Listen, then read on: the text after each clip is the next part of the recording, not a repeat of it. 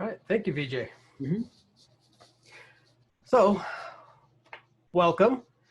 Today I'll be introducing you to how to use hexagonal architecture to organize your code so that your code is focused on what makes it unique while being scalable, testable, and flexible. Then I'll put some theory into practice by showing how an unorganized feature can be transformed with this architecture. So the introduction right here on the slide. By the way, I'm Adam Fanello. I'm a lead software architect of the cloud native development practice inside of professional services at Onica, a Rackspace Technology Company. Title goes on forever. So here we go. So marketing makes me have to put this slide up. I'll be quick. A little bit about Onica. We're an all-in APN Premier partner focused on our customers and successful implementations in the cloud. We fully developed a mastery of platform and strategically chose AWS for the breadth of services. We work in a lot of different spaces: data analytics, DevOps, machine learning application development, specifically modern applications. And you can see that demonstrated in the competencies that we've achieved over time. And feel free to ask me any questions after the presentation, and you can connect with me on LinkedIn if you want to follow up more privately. All right, so let's get to the actual presentation. Let's look back into history to understand why we even care about architecture in JavaScript. This image came from a JavaScript for Beginners tutorial, and it's the classic view of the language. In its early days, JavaScript was just used as this little programming language to do functions in otherwise static web pages. Sometimes it was just a single statement embedded right in a click attribute. Other times, we'd write a few lines of code in a script element. It was basic stuff of the dynamic ad hoc nature of JavaScript at that time. When we started writing single-page web applications, though, suddenly JavaScript was more than just something you fall back to when CSS couldn't do what you wanted. We started writing real applications. And as the code base grew, we needed a way to start organizing that code, reusing the code, architecting the code. Today, we're going to talk about architecting your JavaScript code for a large application, whether that's a single-page web app, a backend server, or a serverless functions. There are many approaches, and many of those are variations on the same themes. Before we get into those, though, let's look at some code. So this is part 1 of 3. This is based on a file I received in a pull request. It was actually the genesis of this whole idea to do this presentation was found some engineers didn't know about this yet, which was a surprise to me, but I've been at Onica for so long, I just started taking it for granted that everybody knew this stuff. So I put together this tutorial, which became this presentation. What you see here is an AWS, the beginnings of an AWS serverless function. It's triggered by hitting an HTTP endpoint with a body that is a new package. That package is enhanced with some metadata and stored in DynamoDB, which is the AWS NoSQL database. And as you can see, it's written with the help of TypeScript. All these details, though, don't really matter. It could be a service in Express.js or written in pure JavaScript and still serve the same purpose. The concepts can even apply to UI components. So on this first part here, we're just defining really just some interfaces. That first one, the package request, is what we expect as our request body. And the second part is the actual package that gets stored in DynamoDB. You can see my little emoji consternation at the fact that it actually says DynamoDB in the type there.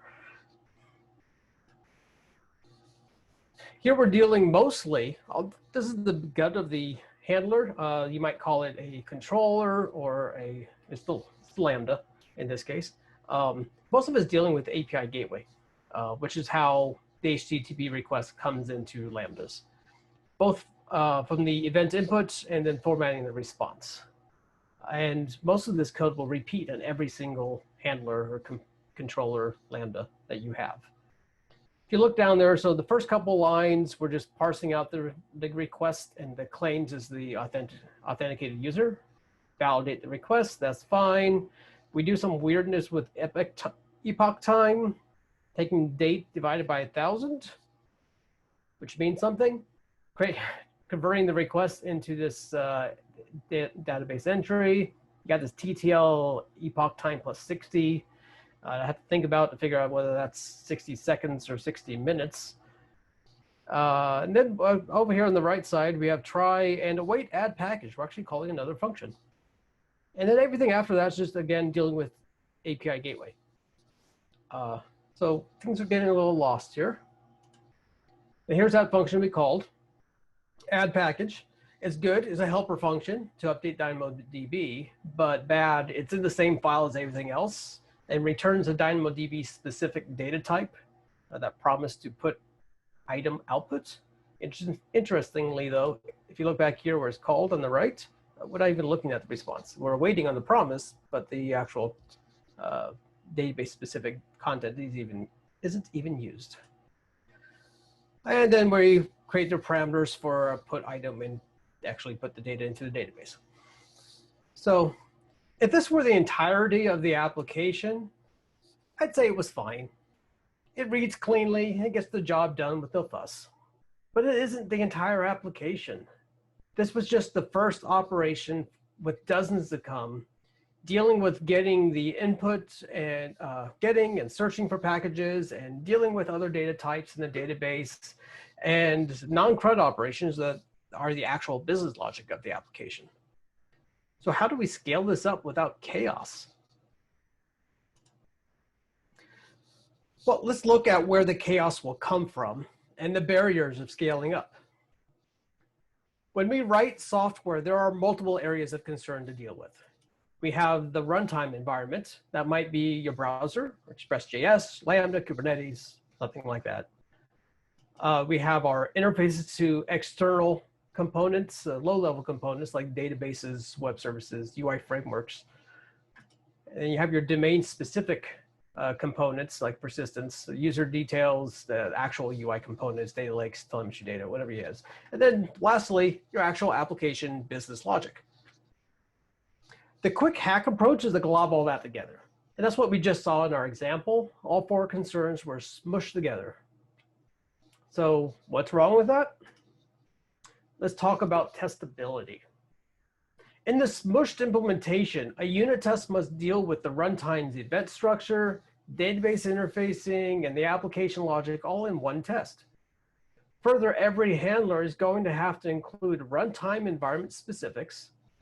Every test that deals with a database has to deal with specific database behavior, including all the permutations of the ways that they can fail.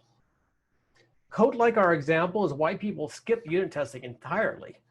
Ironically, this is the most fragile code and thus in need of testing the most.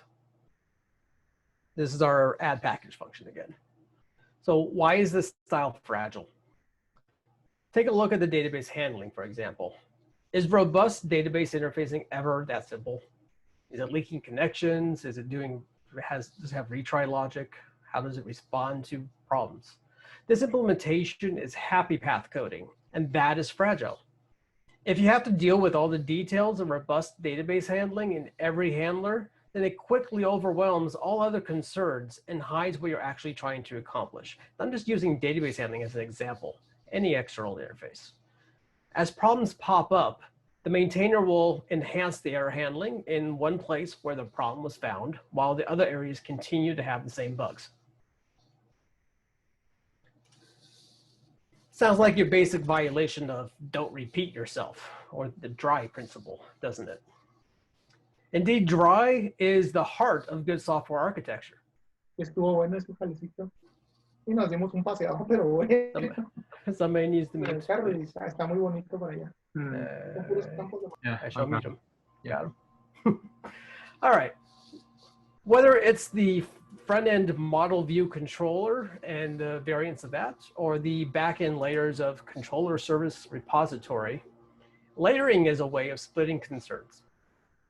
From these layering approaches, people often have a preference of coding top down or bottom up. The idea here is a linear approach, and that with what matters most, your application logic, somewhere in the middle of the flow. Whether you're coding top down or bottom up, you're starting your focus on dealing with your environment specific concerns and not on the core of what your application actually is. Additionally, while layering helps to separate the concerns, it leaves them highly coupled. So now we get into hexagonal architecture.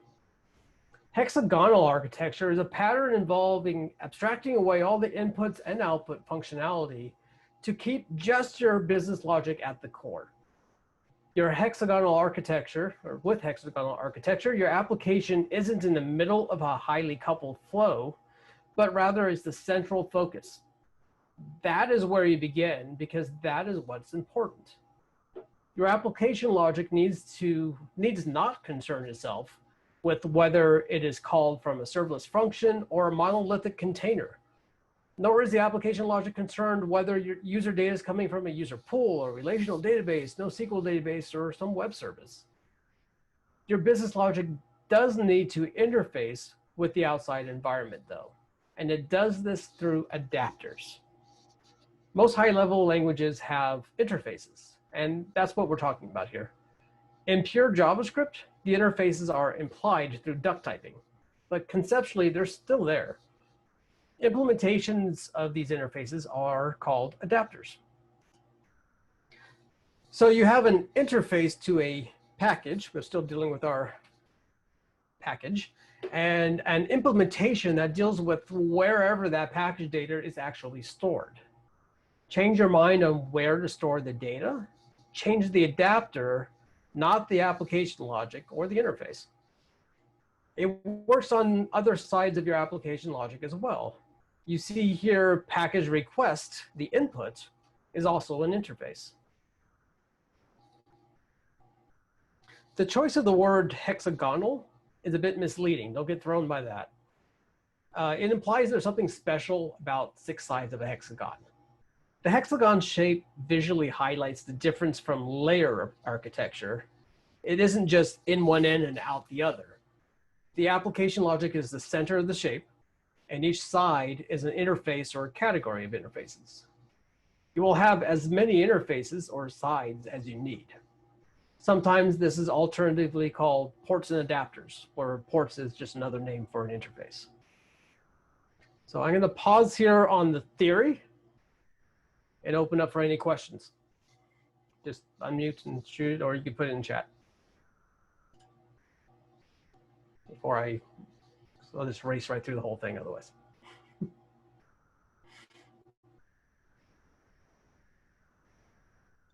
Okay. I guess I'll ask one question. Yeah. So basically what you're kind of talking about here is basically a new design pattern, like that kind of breaks away from traditional MVC. Yes, well, this actually goes back to 2005, so it's not exactly new.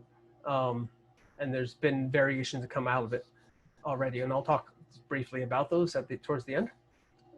But yeah, you can think of it as a design pattern.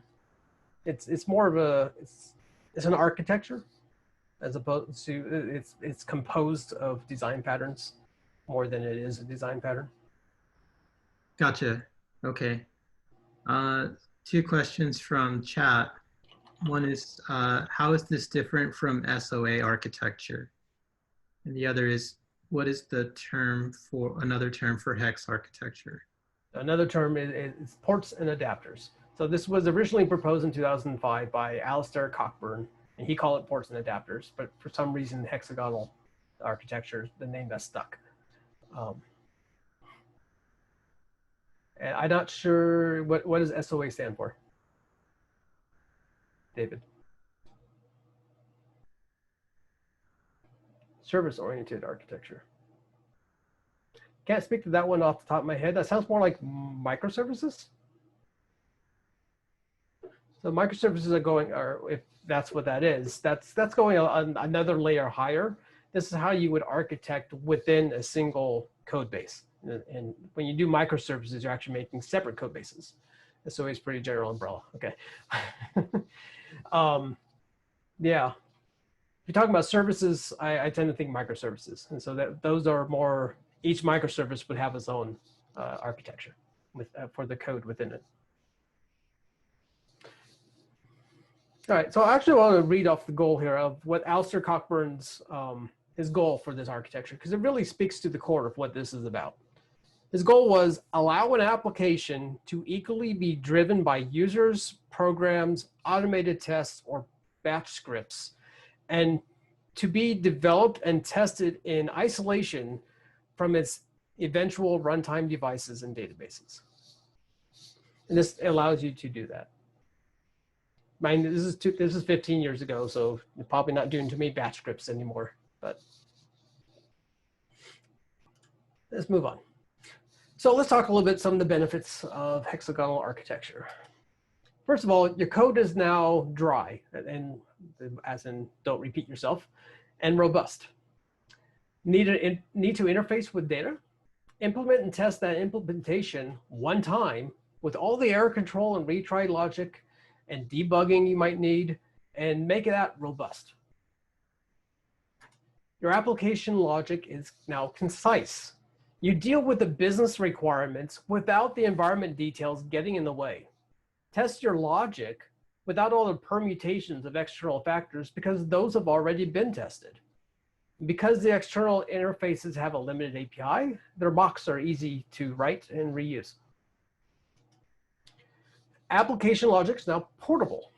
Want to write your application on as AWS Cloud Native?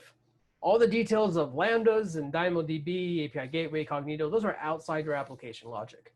So if you want to now run in Google Cloud's Kubernetes and Firebase, you just write new adapters to the interfaces and your business logic remains the same. You never know what the future may bring.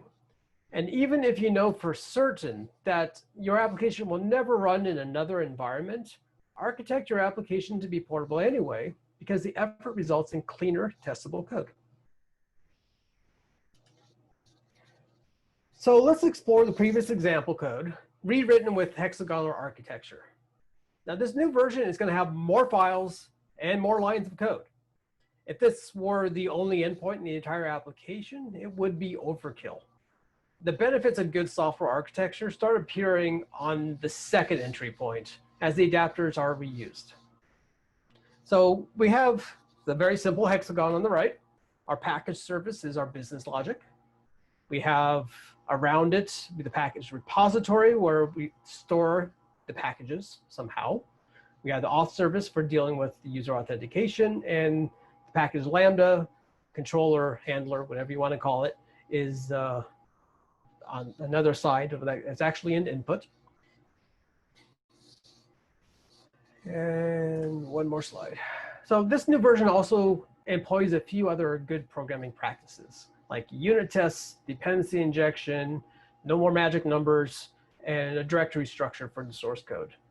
I'll only gloss over these, but you can view the source later at this link on GitHub. It includes a README file that covers most of what's in this presentation, as well as a bit on these 4 topics. So here's that code base. You can see here's the README file, right where we left off. And okay, so over here, smushed is that original example that was spread across 3 slides. It's now over here, complete with emoji comments. We have our models.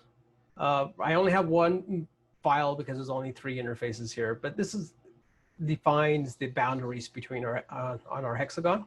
We have our app user from the auth service. We have our package request that came in as our HTTP request. And the package, no longer a DynamoDB package, as it was called before. This is the package of what we're dealing with in this particular component. And it extends the package request and adds on those same properties. Feel free to chime in with questions at any point during this. So I'm going to move on now. The package service. This is our business logic.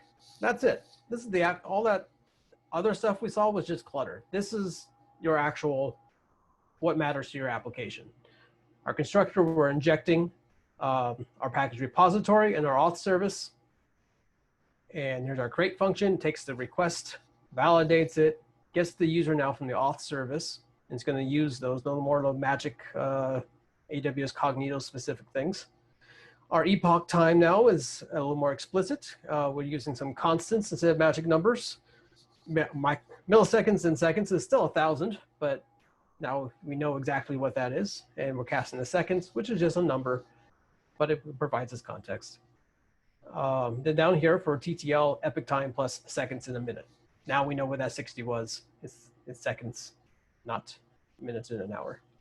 Then we're going to call our package repository, create, here's the package item we want to store. All is great.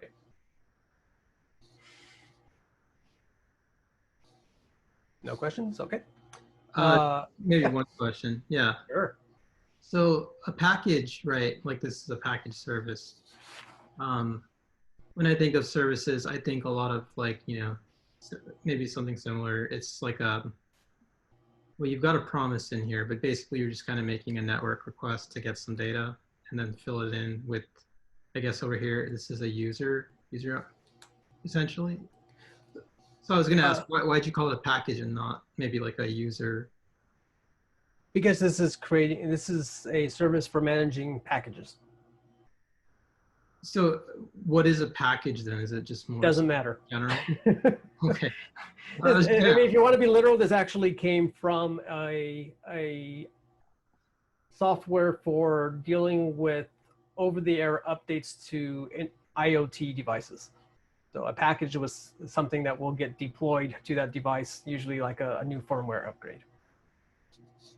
But that doesn't really matter. Okay, so in this case, the model is just like, that's what I'm trying to wrap my head around, like, because you had it in that index TS, I suppose, under model. Yeah, so I point out, usually I would break these out into multiple, like a user TS and a package TS, but right. there's only 3 here, so.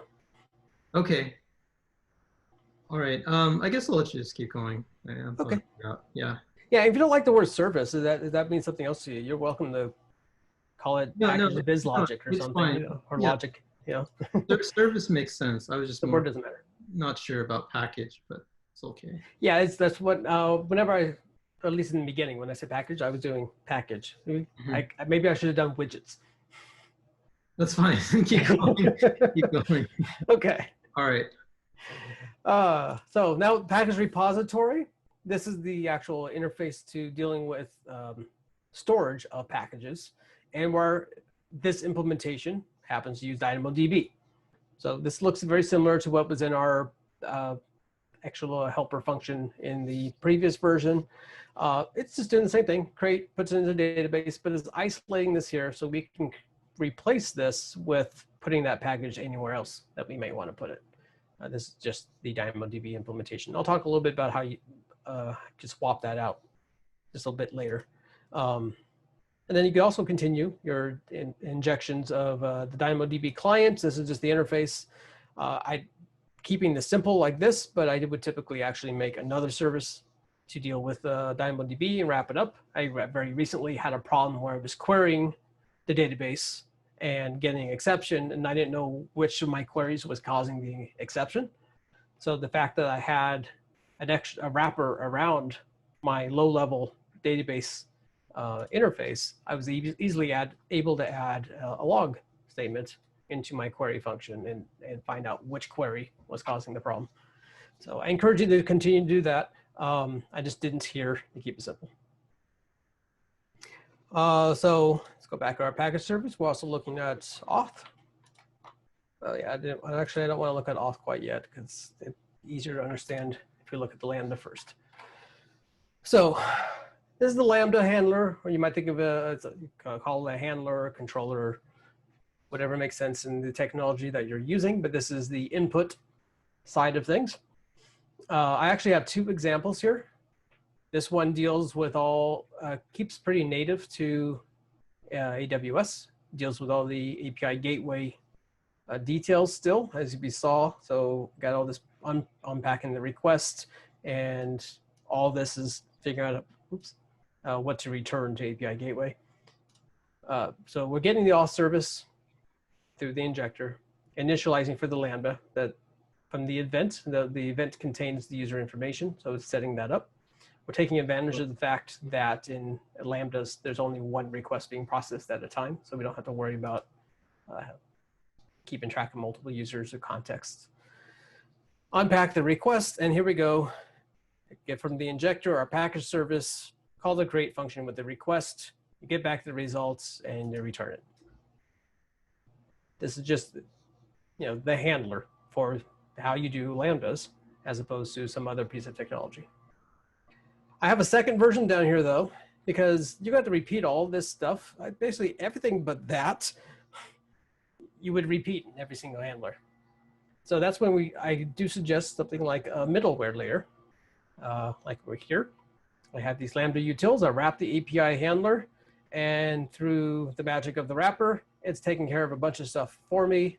All I gotta do is add the extra registration of this auth middleware.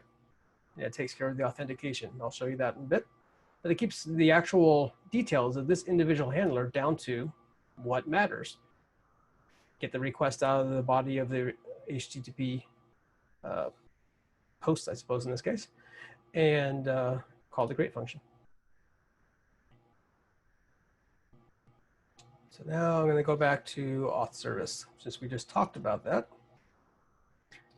This is your basic auth service, storing the current user in there. I'm initializing at the start of my Lambda, get the authorization claims out of the request, initialize my current user, destroy it when I exit, and they have some of these little helpers. It has user, get user, throw an exception. Oh, I forgot to mention these things earlier. We're no longer returning some errors or returning status code 500, making use of another library here called HTTP errors. And that lets me just throw things like unauthorized. This, again, is better demonstrated over here. And here I'm throwing, oops, bad gateway. That should be bad request. Let me fix that real quick. You didn't see a thing. It's throwing a bad request, not 400. Throws the bad request. This keeps it generic. So if I weren't using a Lambda, I were using some other technology to come in here, doesn't matter. This is actually going to create a capital E error type with the status code set to 400 and this message. So last little bit is our auth service is that little middleware you saw, that auth middleware. This, again, all it's doing is before the function begins, it calls init for Lambda. After or upon error, it destroys it. But it takes all that and turns it into that. So again, don't repeat yourself. Use these tools. They're here to help you. Okay, so that's basically the refactored version. The only other thing I want to show you is unit test for my handler, unit test for my repository, and my auth service, both the auth service and the middleware up here, and the package service, the actual business logic. Very simple unit tests because what they're doing is so cleanly isolated. Any other questions in here before I return to the slide deck? I guess I was away for a quick second, but the whole idea of using like adapters to split up the business logic and the actual interface. I know you briefly mentioned, if you decide to go from Lambda to something else, like it would be easy. Right. I guess in practice though, does that actually work really well, or do you end up like getting lost in, because even though you said it wasn't Lambda, briefly there you said something about because Lambda is only one user at a time, you're not taking into account multiple users. I mean, I forget exactly what you said. And so you are kind of embedding some assumptions. No, that assumption though is here in the auth service. This auth service is Cognito, AWS Cognito specific. Oh, okay, I see. Okay. But in practice, like you have done migrations where it does change completely? Typically no, because we're an all-in AWS shop. We don't actually go to other things. But as I mentioned in my slide, even if you're not going to migrate, this just creates really simple, isolated, testable, robust code. And that's really the main advantage. Now, there has been other cases where you might swap things in for instance, well, part of the reason it's one other implementation you have of all these things is the mocks. Right here in my service, I actually just created a very simple mock package repository to use when working on my package service. Okay, I see. So how is this different than layered architecture? A lot of it has to do with visualization, one thing, because you're starting in the middle, not top down or bottom up. But I think the biggest difference is typically when you get layered, you get highly coupled. Layered often doesn't do a dependency injection. Can, but not always. And you tend to really be very focused on, I'm this thing, I'm calling that thing, I understand anything about that thing I'm calling. And so you end up with highly coupled But if you use layers. But if you use interfaces, that kind of helps with the coupling, correct? Yeah. I mean, the interesting thing is though, once you actually get away, once you start doing all those kind of things to make layered, loosely coupled, and forgetting what else. Yeah. You basically just did hexagonal architecture. Yeah, that's what I guess that's what I was getting at. Obviously it's grouped a little bit differently than what I'm used to, but it's the same idea. It's just it's separation of concerns and use interfaces to pass around between sides or layers. Absolutely. All these architectures are built on top of each other. Well, I'll get to another slide towards the end where I'll mention a few others. Gotcha. I got a question just so I understand what's going on so far. Is the hexagonal architecture sort of just like sort of having everything go through like a common interface, so everything kind of just goes into the business layer, and the business layer just orchestrates all the different sort of services through adapters that has the uniform interface? Basically, I mean that's decent description. Yeah, you're centered on your business layer or your business core, and then yeah, it talks out to things, or things can talk into it. Cool, got it. Yeah, as long as you're not doing this, I am happy. Pick an architecture. I'll get to that again too in the presentation. Let me get back to the slides. There's a few more questions though, real quick. Go ahead. Sure.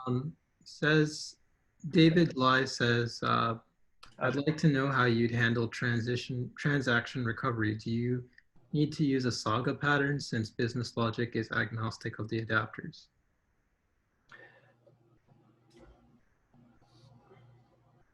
Transaction recovery. Yeah, you're getting down into specifics. Like I'm dealing with DynamoDB here. They're generally not transactional. You can't do transactions. Yeah, because usually you probably want to wrap it. Like so if I were trying to, let's say my entire function was transactional, I want to be atomic, pass or complete or fail. I would actually use a middleware, like I did with the auth service, to wrap up a transaction.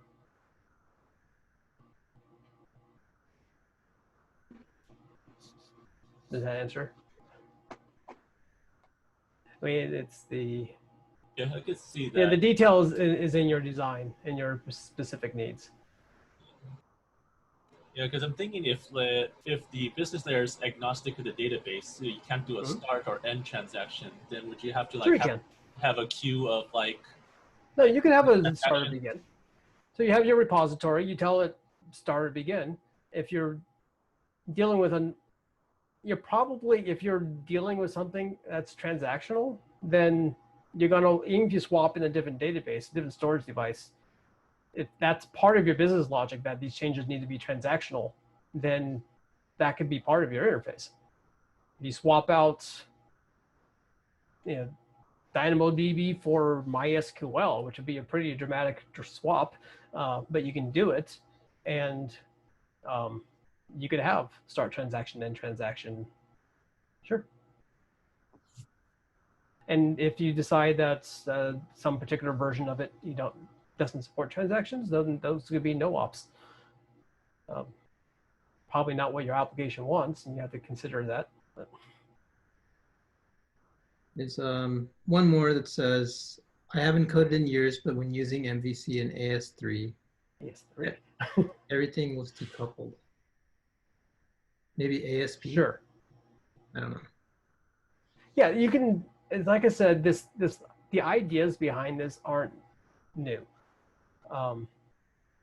MVC is in particularly probably better than, let me get back there.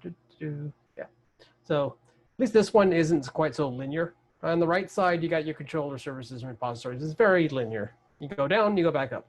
MVC does, have this more triangular structure. So it can be decoupled. It can be coupled, depending how well you do it, which is true of any architecture. I'm not saying these are bad architectures. I'm just presenting an alternative one. Do you think you can go back to that diagram of Hexagonal one more time? Let's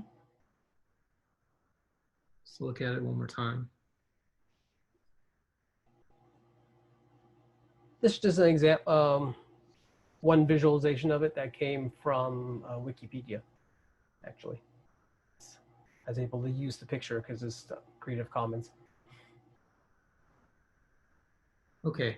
No, I was just curious because I'm trying to wrap my head around the way you structured your file structure and then I guess file folder structure and then how exactly all of that fits with this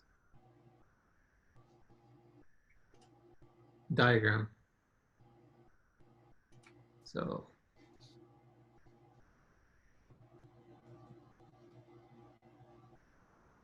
all right. Okay. Let's see, where do we leave off at? Okay. So you'll notice that the example didn't define explicit TypeScript interface types for the adapters. Writing interfaces to only have one implementation violates the dry principle. I'm reminded of my C and C++ days when every function was declared twice, once for the implementation and once in the header file. So my advice is separate out the interfaces from the adapters on demand.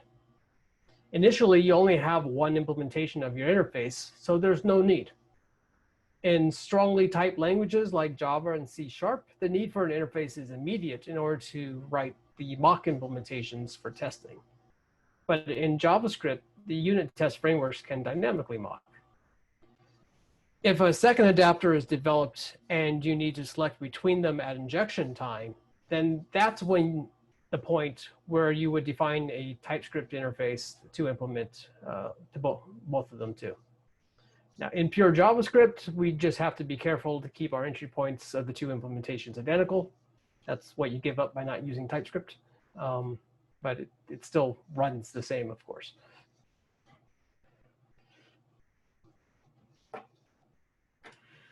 So this is not a normal way of showing hexagonal architecture, and pictorially it won't scale. However, I find it an interesting alternative way of visualizing the relationship between the components. Besides packages, we now have added jobs to our application. So a job deals with packages. I renamed the lambdas to more generic handler, switching from the interface name to the adapter name, whatever you want to call it. The job logic in the blue at the bottom there needs to deal with packages too. So it may do so via the package service or directly to the package repository, whichever makes sense for your design. In any case, the edges of the blue hexagons, your business logic, all exchange information via the domain data models. The environmental details exist within and between the red and pink hexagons. I'll let you absorb that a bit.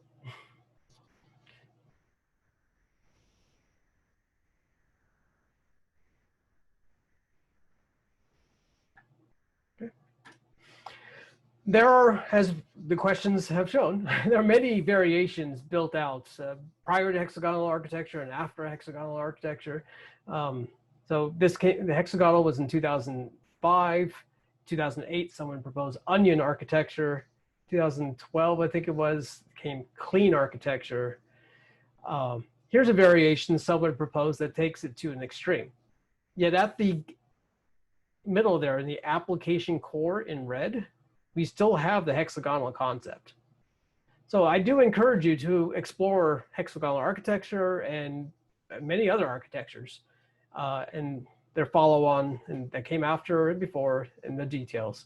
Find the one that fits your way of thinking and the needs of your project. So You have good reason. Oh, there you go. Cool. so yeah, here's again the link to the GitHub that has most of the information as well as some additional information. The version on the GitHub is language agnostic. The example is still the one you saw in TypeScript, but the discussion is a little bit more generic. You have a couple links in there too to these other articles that I found interesting. Somebody mentioned .NET, so this first one is actually, the examples are in C#. And you got one from Netflix. And then finally, a little self-promotion. Onica has some open source tools if you're building in AWS, including Sailplane, which I actually use in a couple places in the example code. And that's it. Hit me with any other questions.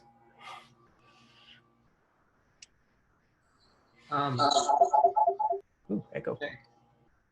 I was just gonna say thank you, great job. So if everybody can just kind of like round of applause or whatever. I think there's a clap icon in the people. I was just gonna ask, going back to your previous slide, can you give us kind of like a summary of what was the whole Netflix journey from monolith? It doesn't give you the details. It's just talking about, hey, we had this really monolithic thing. I think it was some kind of elastic transform processing thing. And it was this monolith and hard to manage. And they said, hey, let's take it down. And I think it combines concept with microservices. But they also use hexagonal architecture. And so it's just a blog post that talks about it. It's been like 2 months since I've read it myself. So not a lot of details are in my brain still. But essentially the whole goal is that like they're moving away from, you know, these kind of like, well, that's what you see with all the main companies these days, is they're moving away from like monolith structures. And I guess, like, you know, I've got my own opinion of what a monolith is, but do you think you can share to us like what a monolith means to you? Well, so before I actually was involved in AWS and primarily serverless development, I was developing monolithic applications. It was generally written in Java using Spring and Hibernate and ran you know, as a single process in Tomcat, and that was the entire application.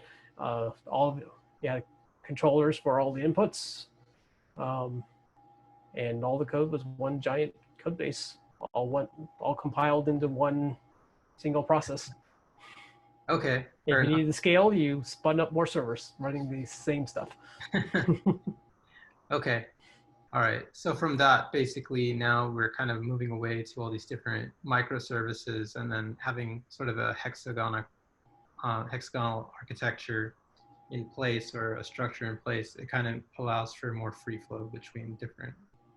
It's a way of, you know, separating your concerns, basically. You're taking all that stuff, all the stuff and dealing with different interfaces, and only doing that once and doing it well. Don't repeat yourself. Right. But then, yeah, breaking down what your application does into various services, and that only deal with, you know, what is your application. right? Your application isn't something that talks to a database, right? Everybody does that. Mhm. What is your application? That's the core, and that's what goes into the middle of your hexagon.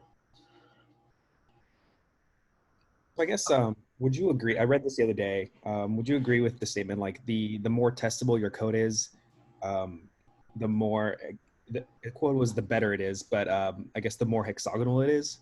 Like if you can test it really well, then that means you're on the right track. If you can't, like it's confusing and you have to mock way too many things and it's complicated, then it's obviously not following this, right?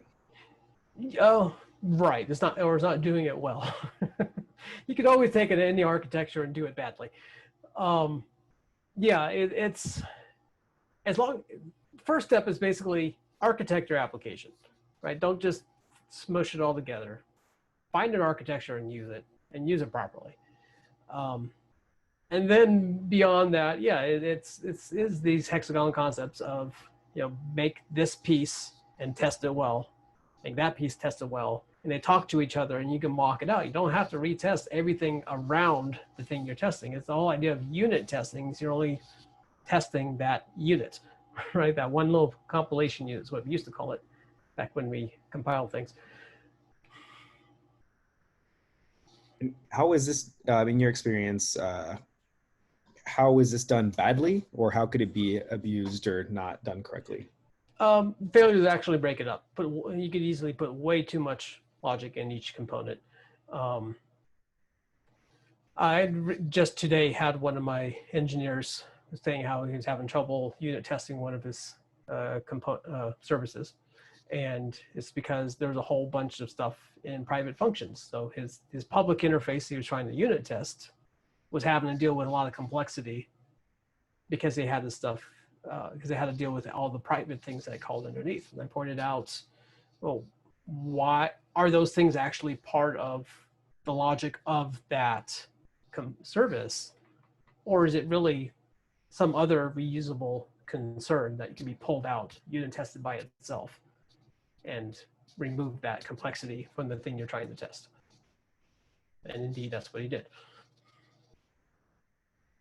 Yeah, going back to a service, right? A service's main goal, like the whole reason to use a service, as opposed to just putting the logic inside of a controller or something like that, is to separate it away from the controller, right? And say this particular thing, this service is for, getting packages, or this service is for getting users, or something to that.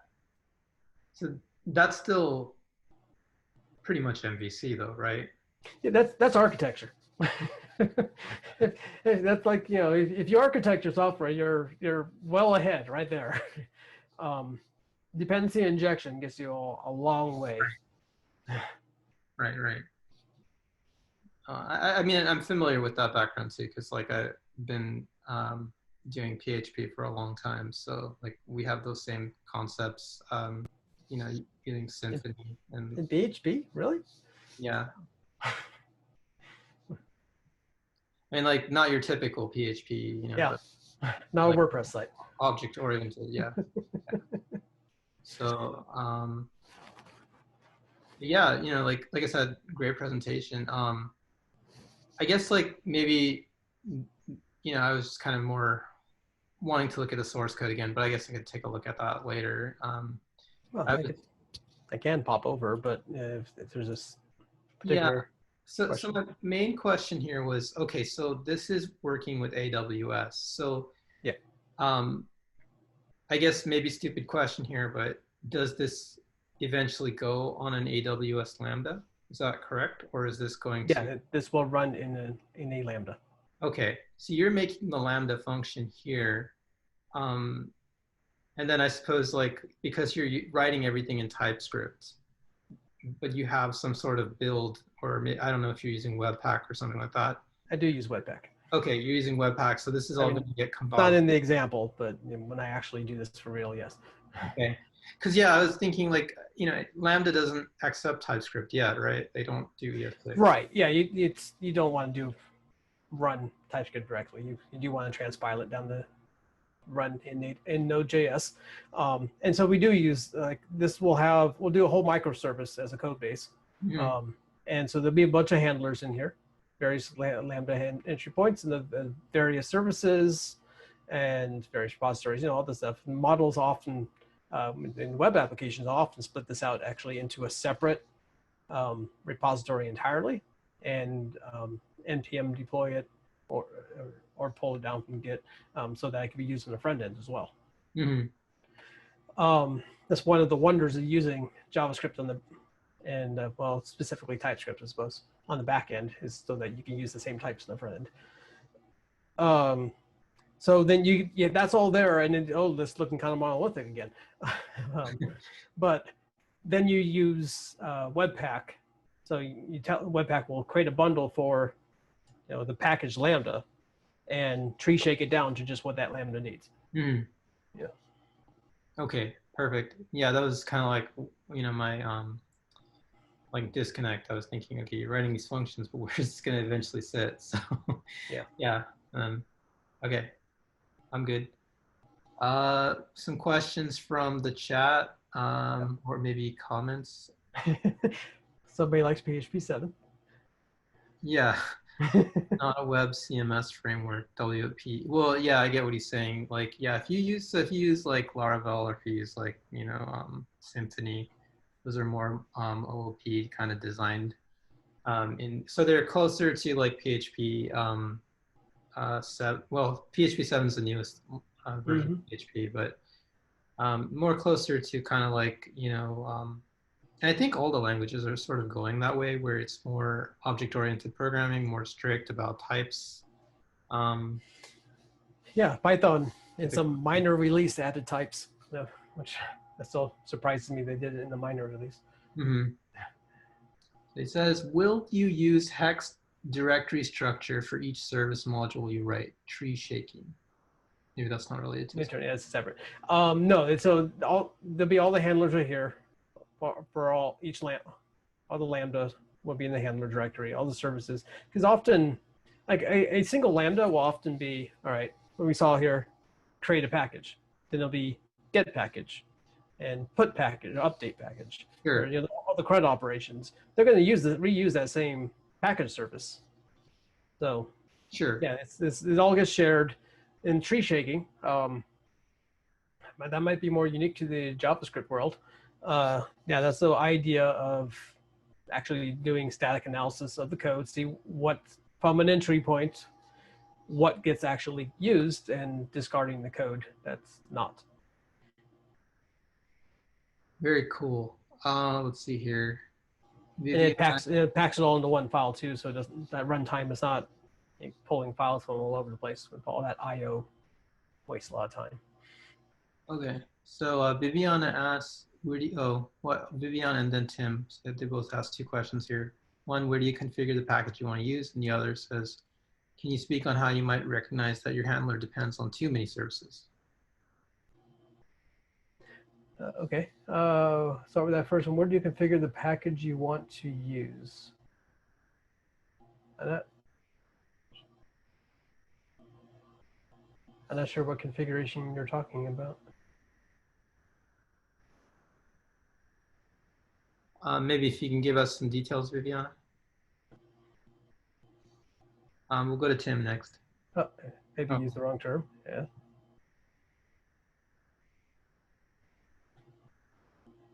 Well, API gateway is essentially an HTTP proxy. So it just serves as the endpoint. It's like Apache server, and then just proxies the request to various things, but in this case, a Lambda. Yeah, it's like I said, it's a proxy, so it can forward the request elsewhere. Okay. Some more comments here saying not wanting to use Lambda anymore, but another service. I think you touched on that though, like. Yeah, mainly what you would do is replace these things with something else, and then still have that call your package service. Right. I don't know if you can see my mouse, but these things being the package Lambda, you don't use that, right? I mean, it's still there for the Lambda, but you can have another handler, packaged Azure function or packaged Express.js controller, whatever it is.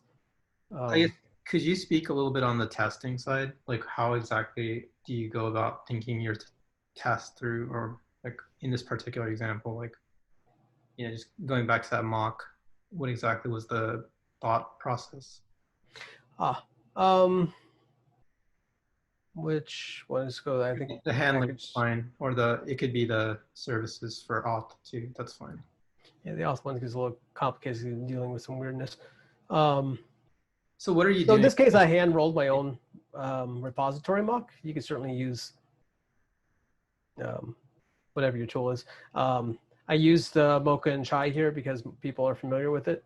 Mhm. I actually prefer Jest. That is simpler. But I don't like Scion, so so I don't use it much. I just hand roll a simple mock instead. That's fine. Yeah. But whatever approach you prefer. Here I was, because there wasn't any actual external interfacing for the auth service, I just used the real one in my unit test.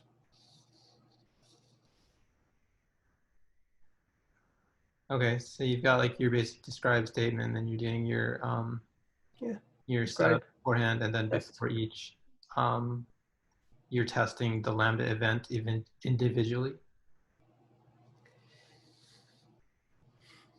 Well, this isn't Lambda now. This is my business logic package service. Mm-hmm. So I was just reading the code. That's why I'm like saying that. It says before each auth service init for Lambda, test Lambda event. Oh yeah, that's initializing the auth service. Yeah. So the test Lambda event is it's over here. This is what a event, at least a tiny snippet that I care about, of an event that would come from API gateway would look like. Mm-hmm. Right. So that's similar to like in the Lambda, right, where you get like an event. Yeah, it's this thing, right? And then you basically, okay, yeah, and then you can look at that event and then start working with it. Like if I were to send like a simple, you know, post request to myself in Lambda. Right. Yeah. Normally this event would have all the HTTP headers and right and all that other stuff. But since all I have dealing with here was the claims for the authorization, so that's all I put in it. This would be, yeah. The real event is quite large. Yeah, exactly, because it's coming from the body. Yeah, the post request. All right, cool. And then and then of course, I got is successful, will fail. Will fail by having my this guy, my repo mock. I give it the mock result that will be returned and have it reject the promise with an error. Got it. And then so when you're successful, you basically go to the next step, right? After you get the service, it's on to the authorization, or I guess authorization actually happened before that. So yeah, so what happens when it gets rejected is this call fails, it returns that failure. It's going to actually go back to the Lambda, which, oh, this one's easier to follow since it's not hiding stuff in middleware. So it'll throw out of here, get this error. This particular case, it wouldn't have stats code, so it'll just be a generic internal server error. Gotcha. Okay. Anybody else? Questions? It says, Tim Davis says, can you talk about integration testing strategies like verifying the system interacts with Dynamo properly? Interacting with Dynamo properly, it would be an integration test. That's what you asked for. Okay, yeah, not unit test. Right. I would generally do that at the API level. So I would write integration tests. I actually use the same frameworks, Jest or Mocha, to drive the integration test. But now the test is actually going to do an HTTP request, acting like a client, and send. And it's a little bit more black box, but it's not, technically what it is API testing, which is a form of integration test. And in case of dealing with a database, you're probably going to deal with your development environment or your QA environment, where you can put some seed data, known data into the database so that you can use that for your integration tests. And then run them automatically in CI/CD. Okay. That's is it? Do we have time for any more questions, Adam? Or are you good on time? Or Yeah, but okay. Does anybody else have any questions? I got something here. Have you seen this pattern used in GraphQL APIs? Thinking we sometimes use resolvers that depend on parent resolvers to optimize performance. I haven't actually, I've studied GraphQL. I have done one GraphQL endpoint ever. So I'm no expert on it. If you're certainly doing something hosted, like AWS AppSync, there's not a lot of opportunity. You generally interfaces directly to DynamoDB and you're actually using templates. You can have resolvers go to Lambdas though, in which case you can architect your Lambda however you want. If you're of course hosting your own GraphQL service, like on an actual server, then yeah, within there, I don't see any reason why you can't take advantage of hexagonal architecture or something similar. As I said, though, I haven't implemented one of those myself, so I can't speak to it too specifically. Got another question. Were you ever employed by 275? I think that's to Tim, not me. Oh, okay, Tim. All right. Well, all right. Yeah. So, pretty good so far. I was just going to ask also, kind of going back to just AWS. Sure. Yeah, you can ask me anything. Yeah. So, I mean, in this day and age, I mean, obviously, Amazon has a whole bunch of services that people can use. In your experience, do you feel like, the world is kind of shifting over to these Lambdas and, moving away from like using EC2s, and all that? Or what do you think? Or even S3s? Yeah, well, S3 is serverless. I think we definitely are shifting towards serverless for new application development. If you're dealing with a current application and you want to migrate it into the cloud, then that's when you're going to deal probably with containers.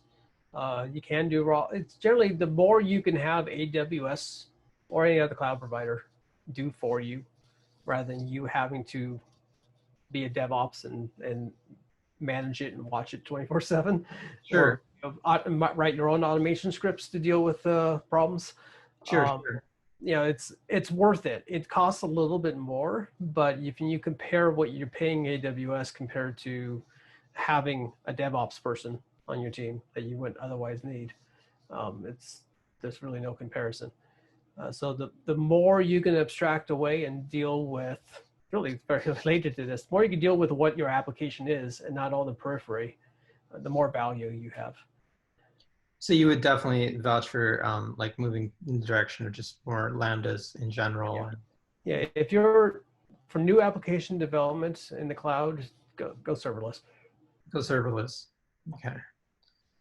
All right.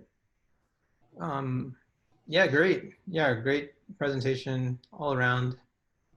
I think if there are no more questions, we can call it a night.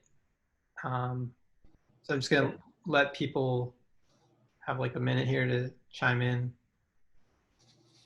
I don't really have a question per se, more so just a comment. I just wanted to thank you for your lecture on this topic and for presenting it in what I thought was a very clear way, because I rarely grasp new topics or new concepts or ideas and understand it the first go around, because most likely I feel it wasn't presented in a clear way, but it was so clear that it was just hard not to get crystal clarity from it. So I really do appreciate that a lot. I am green in the engineering world, as I am concurrently a student and I am trying to absorb as much as I can. So I really appreciated this a lot. And thank you, VJ, for organizing this event. I liked it. So just wanted to say that. Of course. Yeah, thank you. Thank you, Joel. We'll have to see you again, Yes, somebody asked in the chat, we will record it. I almost forgot to record it, but thankfully, I have it recording right now. You should see it on the left-hand side at the top of the screen. I'll actually share my screen too, just so you all can kind of know what to do next. So hang on one second here. So this is our YouTube channel. Hopefully all of you can see our screen. It is in different language, but and that I did not do. But essentially, if you go to youtube.com/JavaScriptLA, right? Hey, what's going on? There's me talking, and then basically all of the videos go under meetup videos. So you would come here and you can watch all the meetups that we've done in the past, as well as, you know, there are a handful of other videos too. Like if you're learning JavaScript, there are videos on like how to use specific functions in JavaScript. There's a guide to ES6, which I put together, a React guide. So it's a pretty cool, you know, channel that you can follow and just learn more altogether with us. I think even the last meetup that we had from Onica was pretty good. That was on AWS with Amir Kashani. And so I encourage everybody to go and check this particular video out as well. You know, like I said, I think that these presentations from Onica are really good. And as you all have said too, pretty crystal clear. So, you know, if you all at Onica, Adam, especially want to continue to, you know, keep doing lectures and present, you're more than welcome to it. I really enjoy these. Yeah, your timing of the request was perfect, because I just put this together for internal use, and I actually really wanted to get it out, spread it out further outside of Onica as well. So it was perfect. Yeah, I was going to ask, you know, in regards to Onica, and by the way, just real quick, this is our website for people who might want to just know what our website is too. And you can follow all of our meetups here. We also have a Slack and a Discord. So I encourage you to join those if you want to chat with us later. And thank you for that graphic. I love that. I kept a copy. Yeah. I noticed my beard has shrunk to just sideburns now. But yeah, this is my artist Marco. He's always like making these awesome, you know, like kind of retro style, you know, thumbnails. So really enjoy these. But yeah, I was just gonna ask, like on the other side, like, so with Onica, does Onica have, you know, a Twitter or an Instagram, or do you personally have them? Is there a way people can reach out to you and contact you for more questions? So LinkedIn is probably your best option. There you can find Onica and myself. Okay. There. LinkedIn. And just FYI, we are hiring for cloud development as well as front-end development. All right. Obviously, AWS experience is a big bonus. What can somebody, so, okay, to that particular question, you know, like, let's say somebody wants to, you know, get a job at Onica, what should they, you know, because like you can say, okay, you know, like everybody needs to know these like high level things. Oh man, like I'm killing my own thing here. So type your password in. Most of us can't read it. So I mean, change it. No, I was just gonna say, like, so let's say somebody doesn't have, you know, the AWS experience that you're looking for. What should they do in order to get that kind of experience? Because it is expensive also to learn AWS if you're kind of like, you know, going by yourself. Well, it's not necessarily expensive because there's videos all over YouTube. Right. Okay. Now, if you wanted to understand AWS on the cloud in particular, so I had the benefit of basically being immersed in this company when we became AWS specialists. So I was surrounded by it and absorbed it through osmosis. But beyond that, I actually took the A Cloud Guru course on being a solutions architect. It's actually being to get the certification, but you don't even have to do the certification. The benefit of that, if you want to learn the actual AWS ecosystem, is it really is a good overview of everything. It doesn't get in too deep, but I did try just like reading the AWS documentation, and your brain will melt. You're not. I mean, if you're looking for something specific, it's useful. But if you're just trying to grasp what it is you're looking at, it's not a great resource. So I do those sort of, there's videos on A Cloud Guru and Linux Academy and those sort of things. Of course, there's also, this is a JavaScript group. I assume many JavaScripters are dealing with front-end development. Yeah, So that's correct. that's almost every application we build has a front end, at least half of them. So there's work in just building front ends. We prefer Angular because we're building large enterprise level apps, and so having that really opinionated framework is helpful. And you can tell someone, go learn Angular, and you go to Angular's web.io and follow the tutorial and the manual, and now you know Angular. React is like, hey, React, you can now render an HTML page, but now you got to learn React Component and React Redux and assemble your own ecosystem, which is highly powerful. But when you're dealing with trying to get a team together and be able to swap them out in short projects, if every project's using a different tool set, it makes it harder.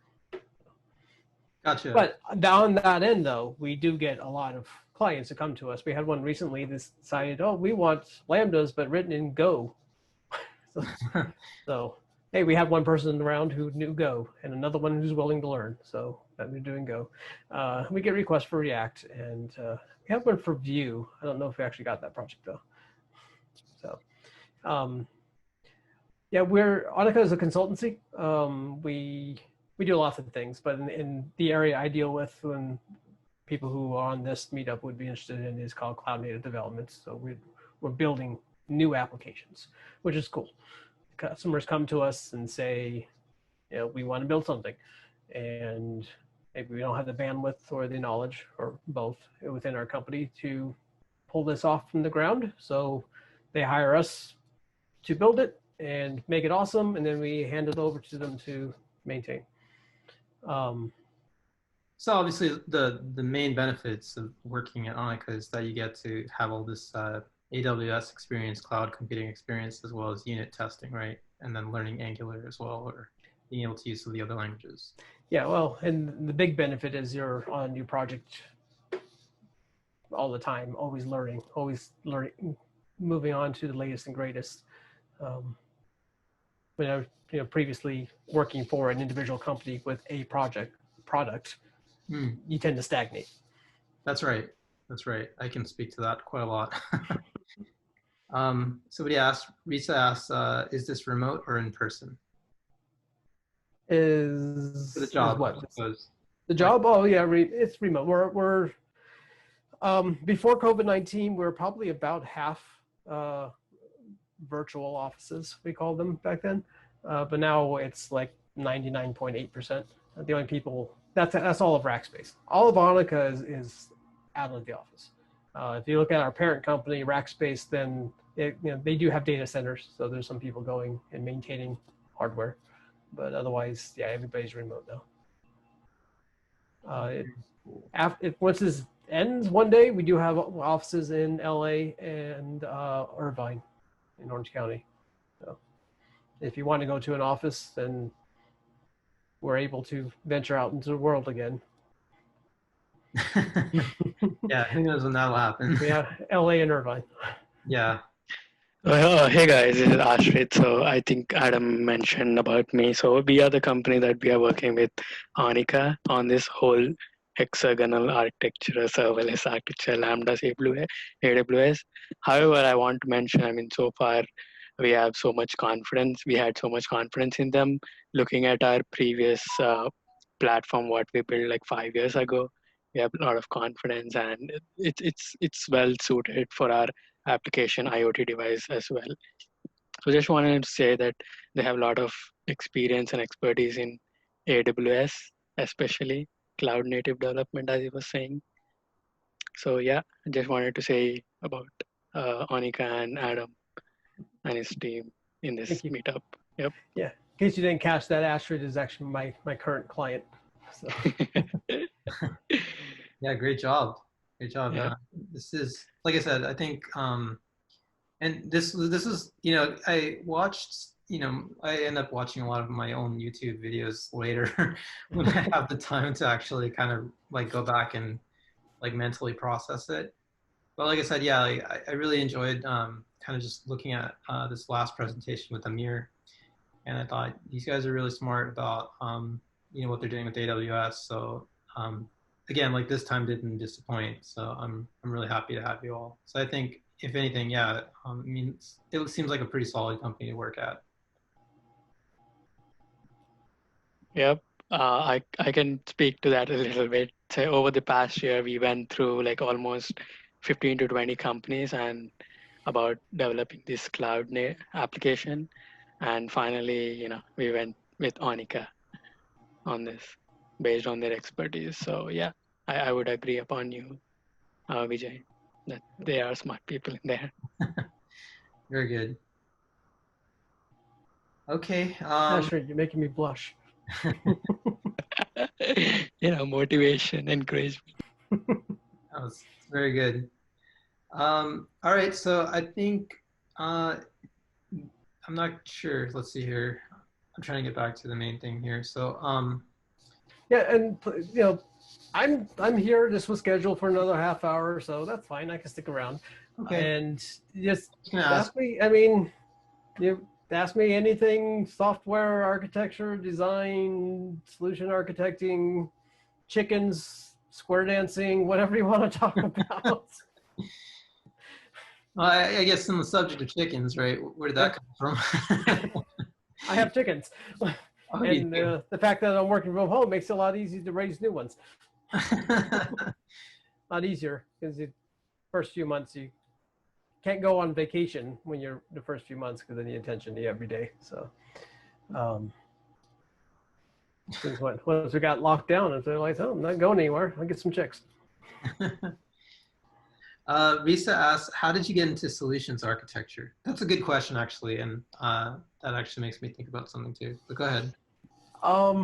Just grew into the job, really. I started with, well, started a long time ago at Raytheon, but within what is now Onica / a Rackspace company, I started with a company called NetBrains, which was bought by Onica. And we were doing what I mentioned earlier, Java applications, Spring, Hibernate. My first application there was actually with GWT. That's how I did the front end. I didn't know JavaScript yet. I mean, I could do the little scripts to make something blink or something, but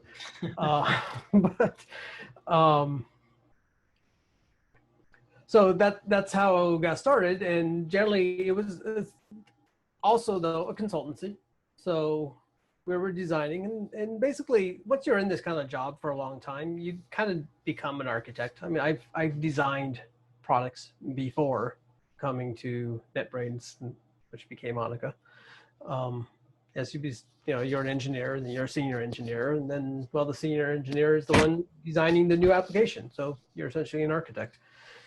But NetBrains, we were a consultancy building applications, but on the Java stack. Once it started deploying things because customers are like, hey, this is great. How do we run it? So we started deploying things on the AWS. And then part of the company grew that started doing managed services, and Onica then bought us out. And so then we became all in AWS, everything. And so our group that was doing these Java more applications shifted to do cloud native development. And pretty much immediately doing it serverless. And then, yeah, just being in the company and, well, in the company for 7 years, and my career of 20 something. Yeah, so years. on that topic, You just kind of grow into it. So it's as you Yeah. grow up, you grow from being a senior engineer, then you become, oh, well, the next step up is architect. So I'm now in an AWS company, premier partner, and I'm a software architect. So I better learn to be an AWS solutions architect. so I was going to ask, like kind of going along with that, right? So Mhm. you said you did Java and you were part of NetBrains. Yeah. Do you feel like, in this day and age, because like a lot of people are opinionated on Java, but like, do you feel like those skills that you got from Java really helped you, like, for, where you are now? Yeah, all along. I mean, I started with basic and assembly language, and those skills helped me. But like as you go, you would learn it. And then, yeah, the Java, it's just a different syntax. It's still the same sort of thing. We can still do hexagonal architecture with Java. I could still write in Java. It's not as fun as TypeScript, but right. But a lot of those things that you see now in TypeScript, especially, like I feel like are older concepts that are coming back, right? Like interface. Sure. Yeah. And so I was in Java, and when I had to touch JavaScript, I really didn't like it because it was dynamically typed. Right. And it's like, or to put it another way, full of bugs. Exactly. So my code full of bugs because there's nothing there to help me. And you have to type everything because there's no context help. And now even in JavaScript, IntelliSense works decently, but originally it didn't. So yeah, once TypeScript became strong, basically I learned it with Angular 2. Like most people, that's when TypeScript really became popular. So when Angular 2 adopted it. So I learned Angular and TypeScript at the same time, and haven't turned back since then. Very cool. Okay. Anybody else with questions? Just want to, we almost. Ask, I guess you're curious about me, but go ahead and ask a question that might be helpful to you too. Yeah. Okay. So, but anyway, well, I guess solution architecture though is basically about. It's not just architecting the application like we were talking about today. When you're talking about solutions architecture, you're talking about the customer coming to you and saying, "I've got this problem. My existing product can't do what I need it to do, or I got an idea for a new product. How do I build it?" Right? It's not just, okay, here's something to build. It's, I need to do this. How do I put all the pieces together? And so in AWS, I'm looking at, all right, so we can use Lambdas and S3 buckets and Kinesis and IoT Core and SQSQs. And how do you put all those together and solve and come up with an actual solution? Holy cow. Well, it's still 80 outside, it says. Yeah. Somebody, Risa, been asking a lot of good questions.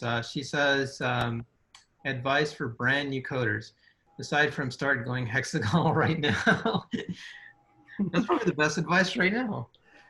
Do think about the architecture of your code. If you're writing something I don't know. bigger than a screen full. But if it's 80 now, it was pretty hot earlier. I don't think Pete knows he's unmuted. Yeah, let's mute him. Sorry, Pete. Okay. Where was I? So, if you're dealing with like a little script or something, and it's like 2 screens full, fine, just hack it out. But if you're actually writing an application, you do want to architect it. That will make you a better programmer, because you're actually thinking about how your pieces fit together. I do definitely recommend TypeScript over JavaScript. The types and the TS-lint or ES-lint, all that will help find problems for you.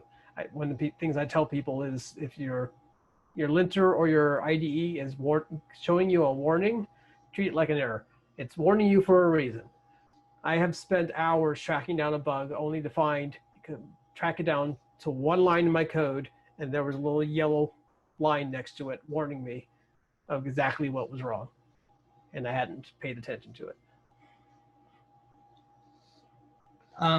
Actually, that kind of reminded me of something, right? So you were talking about interviews and, you know, like looking for people. So going back to this whole, you know, thing about architecture, and I guess like, let's say, you know, you're hiring for somebody, you know, like what are some red flags to you that the person may not be ready for the job or they need to do some more homework? Like in your experience with the interviews. Right. First of all, don't exaggerate your resume. We'll find that. And it doesn't reflect well. Some people like to just put, you know, it's like, oh, I read the intro guide to this technology once, and so they put that in their resume. Don't do that. We know that you can learn new technologies. Sure hope so anyway. We want to know what you actually currently know, have experience with to some level, and be able to talk to it. Trying to remember. I haven't actually done an interview in a while. We only started hiring again.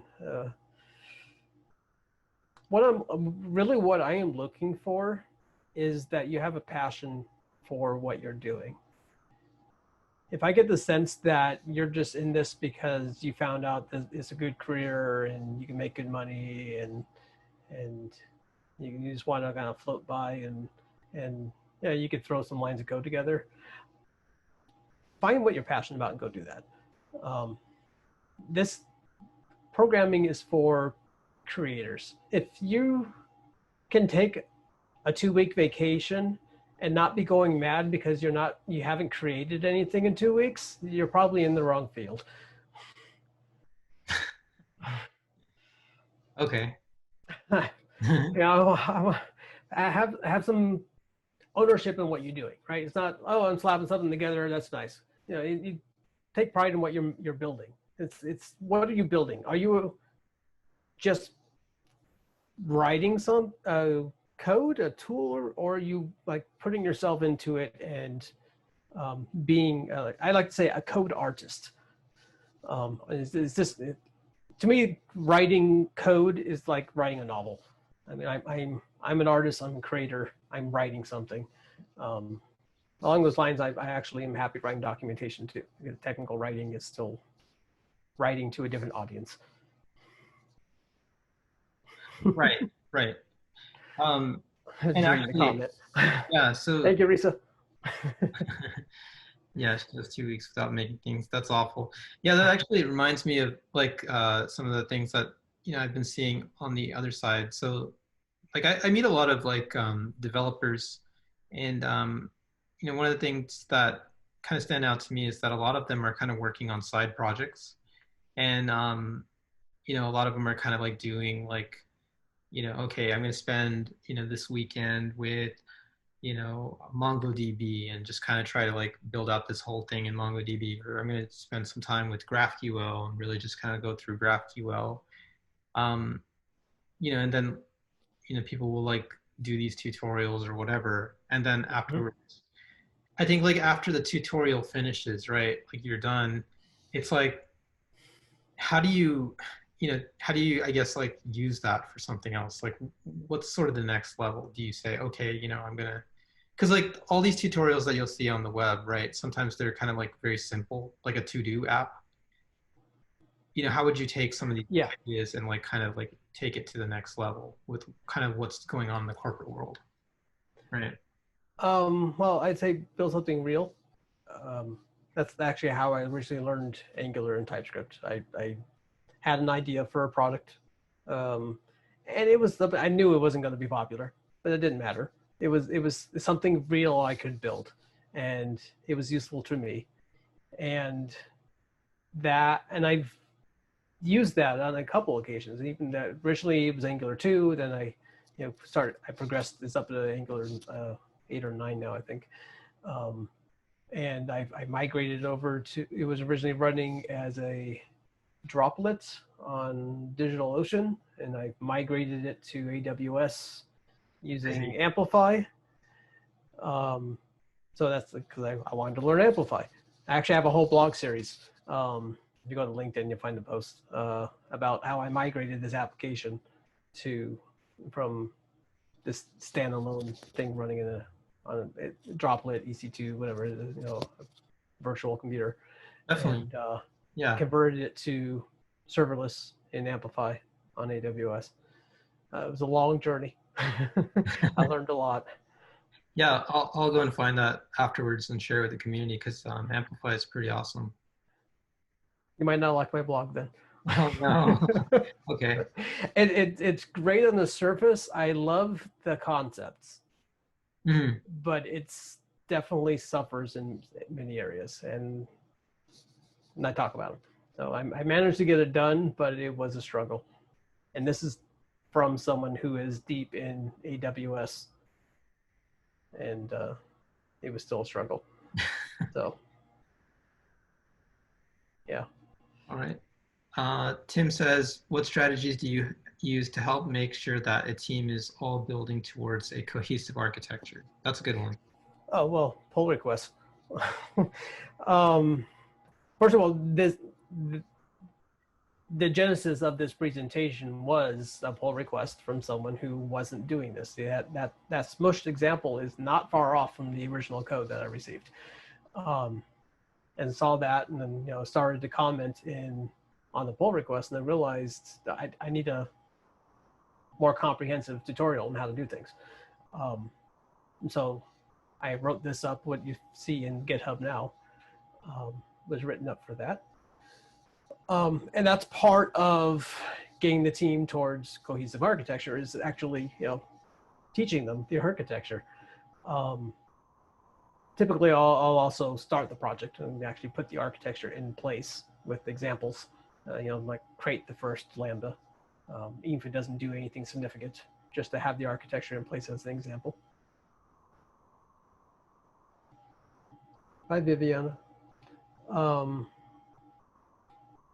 Yeah, so provide the example, the starting point for them to guide them, provide information to explaining the architecture, and pull requests to make sure they stay on track. Do you use Git flow? We usually use Bitbucket. Bitbucket. Okay. Oh, Git flow. You mean the way you're doing the feature? Yeah. Yeah, basically, yeah. I think Bitbucket's approach might be slightly different, but it's the same concept. Okay. All right. Anybody else? If there was a competition where you could win millions of dollars, taking someone from zero to getting their first front-end dev job in 4 weeks, Ouch. Good one. What would you make them focus on? What if you had 8 weeks? That's actually a great idea. Oh.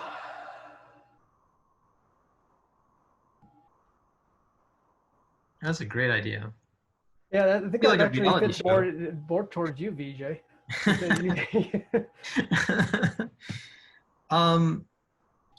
Well, I mean, I'm just so I think some people have this misconception that I'm some super programmer that runs JavaScriptLA, and so I must know everything. That's definitely not the case. I am just like all of you, just very curious and wanted to know about JavaScript and programming in general.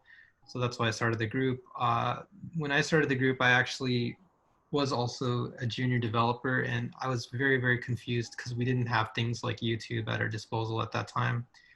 We just had books, and there were meetups. Yeah.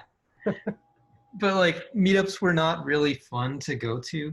A lot of times, if I would go to meetup, it would be, I'd have to drive all the way up to San Jose or something like that. And then, I would be greeted at the door and they say, oh, okay, so what company do you work at? And I'd say, none yet, I'm looking for a job. And immediately I get this frown, right? So it was kind of they were looking to network. Yeah, they were kind of looking. You didn't offer anything.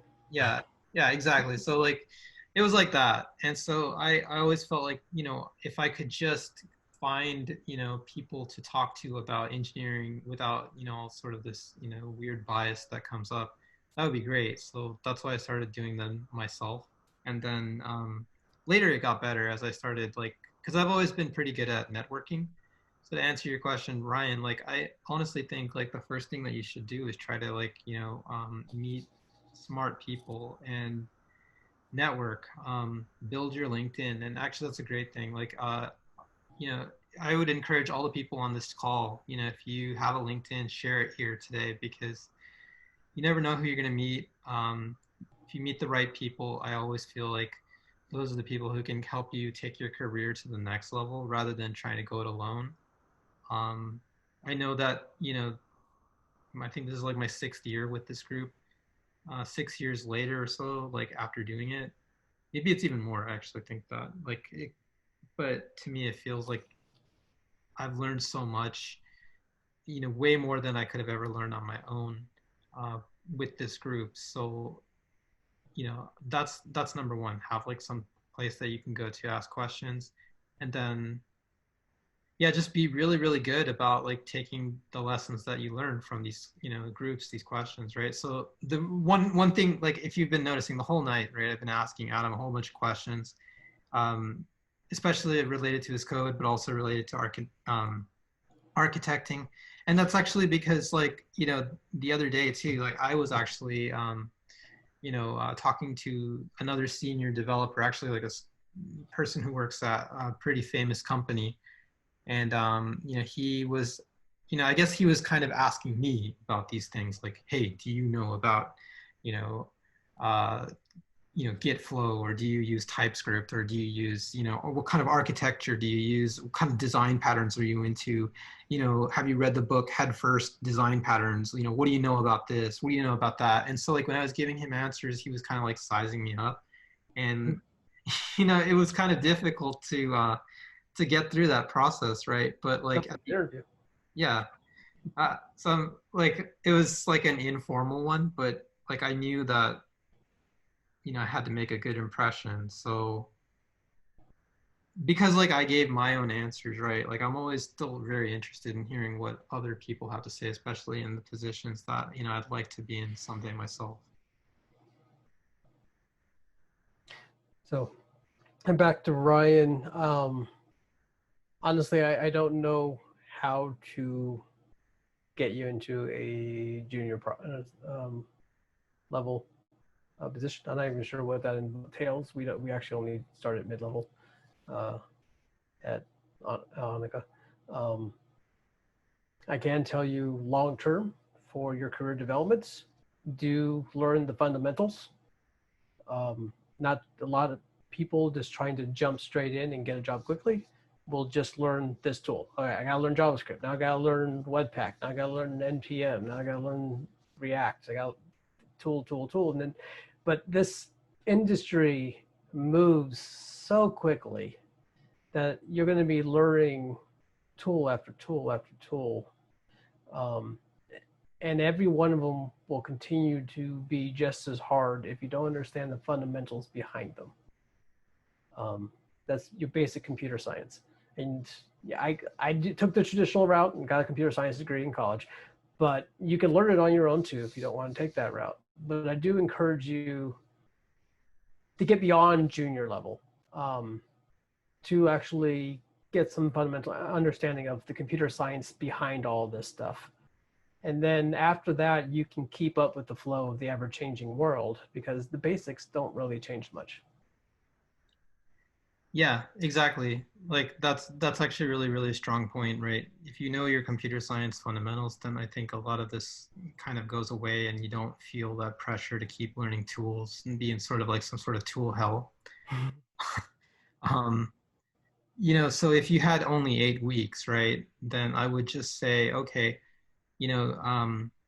learn computer science in that 8 weeks that you have. Just crunch as much as possible there, because the HTML, CSS, JavaScript, all of that stuff, and coming from me, right, like I run a JavaScript group, but I still feel like it's irrelevant because, like Adam says, the technology changes so fast. You don't want to be like somebody who just knows how to, configure stuff, right? Like that's the way I think of it, right? Like when you get HTML, CSS, or JavaScript, or whatever other language, you're just kind of configuring, but you're not actually like thinking like the actual engineering part, right? Somebody else did, and now they give you this like tool set, right? React is exactly that, right? React is this, or even Angular is just this toolkit. You don't want to be the guy who, or the girl, you know, just kind of like saying, okay, I only know the toolkit, but I don't really get like, you know, the engineering behind it. That's not good. So if you had 8 weeks more after that, then I would say, you know, play Then take around. BJ's class. Yeah, even then, right? Like, so I would say, you know, like you got to learn your engineering, and that's probably the hardest thing to go over. Are there aspects of CS you would say come in handy more often? Compilers, network, and big O? Yeah, we don't. Yes, Big O is certainly a good one to know. Not necessarily compilers at this point. The thing is, I mentioned earlier, I started off with BASIC and assembly language on a Commodore 128. I'm old. But the fact that I started with that little 2 megahertz processor, 128 kilobytes of RAM, and bashing bits in assembly language still serves me. It gave me an understanding of what's really going on inside. So it's, you know, things can go wrong. You know, if you don't understand how, when you code something in a high level language, if you don't know what that's doing underneath, it's hard to do it right. I guess I'm not sure how to express that really well, but you can, it becomes much easier to get it the right answer and performance if you understand what it's doing. I guess not going back quite as far, I used to program in C++, in Visual Studio C++ version 6, which was the compiler for Microsoft Windows for many, many years. They didn't upgrade. They didn't come out with new versions because they killed the competition, so they didn't have to innovate anymore. And they didn't have to fix their bugs anymore. So you actually often had to drop down into assembly language to figure out what was going wrong with what it compiled so you can work around it. If I didn't understand, have a fundamental understanding, that wouldn't have worked. Hopefully none of you ever have to go that far. But the flip side is I saw somebody the AWS video on step functions, and the presenter actually said, I'm a JSON programmer now, because he was basically just writing JSON as a way of implementing these functions. It's a horrible way of programming. That's the opposite end of, you know, you get down to the details, or you're so high level where you're just writing, you know, JSON or YAML, and you don't have actual programming capabilities. I think to your point, right? Like people don't have like Commodores anymore. Yeah. But like there are like little kits you can buy, and I think I talked about this at the last meetup too. Like, you know, Ryan and anybody else who has this, what you might want to do is get like a Raspberry Pi, you know, and just start learning like how to like just completely, you know, load everything up, like the OS, play around like with several different languages, like maybe learn a little bit of Python. And I know like if your time is limited and you're like, oh, well, I just want a job, you know, I don't want to do all this other stuff. It's like, I get that. Like, but the nice thing with the Raspberry Pi is it's actually at that point you're fiddling around in Linux too. Yeah. So now you're not just programming, you're actually, again, understanding how the computer works. Which is important. I think it is important, especially, you know, where you get a chance at least to kind of to play get your around. hands dirty. Yeah, get your hands dirty and figure out, okay, this is why, like, you know, TypeScript is probably even important, you know. So yeah, thank you, Astrid, for coming. Basically, but the long and short, right? Like if you're like, oh, I just want a job, you know, I want to get a job, you know, you can freelance, you can do a side project for somebody, and what you should try to do is like move towards goal completion. So it's like, okay, I got this project done. You know, it's on my resume now. You know, I built this website with HTML, CSS, and JavaScript, and I made some money. Now I can go on to the next project and work for somebody else, and you know, help them build, you know, a WordPress blog, you know, or whatever, right? It could be something bigger. It could be like a, you know, something on a big MVC framework. And if you do that, that could be your in to, you know, like a company, right? Like you could get in, and then even though you're still quote unquote junior, at least if you get hired, now you're making salary, right? Which, or you might be making at least some good money contract wise. And so you can afford a Raspberry Pi, and then you can afford, you know, to kind of balance your time doing the projects and then learning more computer stuff. So you just kind of like keep doing that, you know, year over year. Yeah. And it is a constant learning process too in this field. constant learning. Yeah.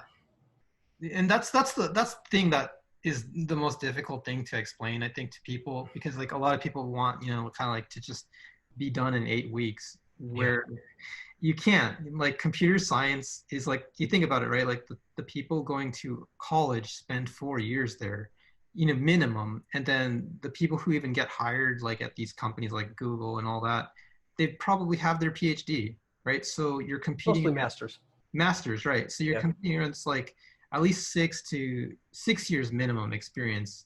So if you don't have 6 years, you're behind, right? So that's how long it could take to just catch up to the industry. So you have to kind of balance that, like in your mind. That's why, like, it's not, oh, just. Well, of course, it won't take 6 years. The college education gets you stuff beyond your major.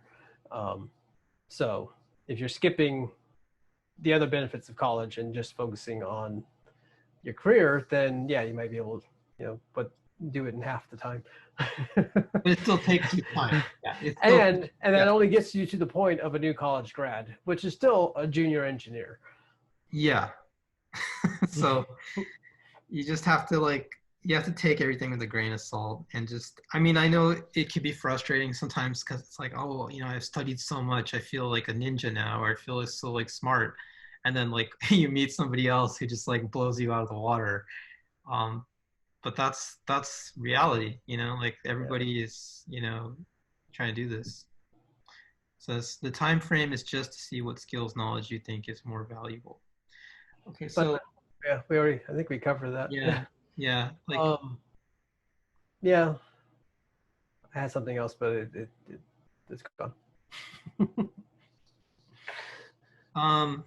Okay, well, I think like most of our people. Oh, that was, yeah, I guess, sorry. Yeah, the other part was passion. Basically, if you have the passion for doing this, then you're going to learn it, right? If it's a chore that you're doing because you're looking for a career, but it's not what you have a passion in, then it'll be a chore to learn it. It will continue to be a chore for your entire career.